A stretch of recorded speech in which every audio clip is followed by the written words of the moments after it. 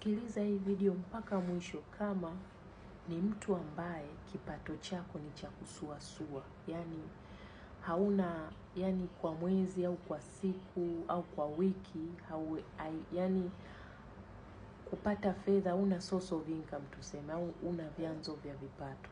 Kama umesikia taarifa zinazoendelea, umeona na uchumi wa dunia, baada ya miaka 5 hali itakuwa tete sana.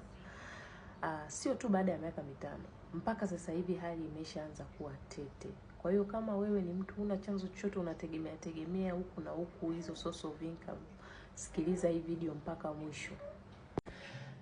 Nimekaa hapa kwa sababu ya makelele ya mtoto. So guys, kitu cha mwisho ambacho kinaweza kushut down ni internet. Ndio kitu cha mwisho kabisa ambacho kinaweza kushut down.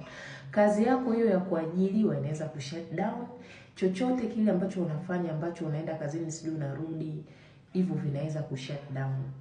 Mambo ya kilimo sijui nini walivyoelekeza sawa, lakini tumia internet hii. Wewe si uko TikTok, si uko Instagram, si uko wapi.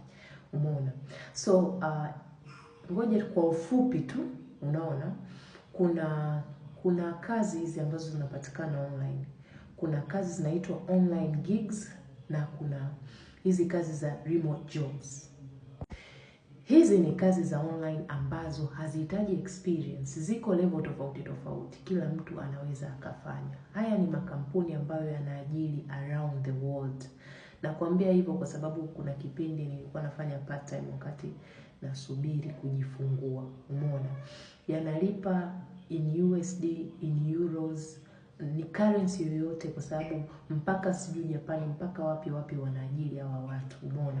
So kazi yote unayofanya physically, kwa mfano health sector industry, wewe ni accountant, wewe sijui uko kwenye administrative, kazi zote unazofanya manually, zote zinaweza zikafanyika online, na wanatafuta watu kweli wa kufanya hizi kazi za online.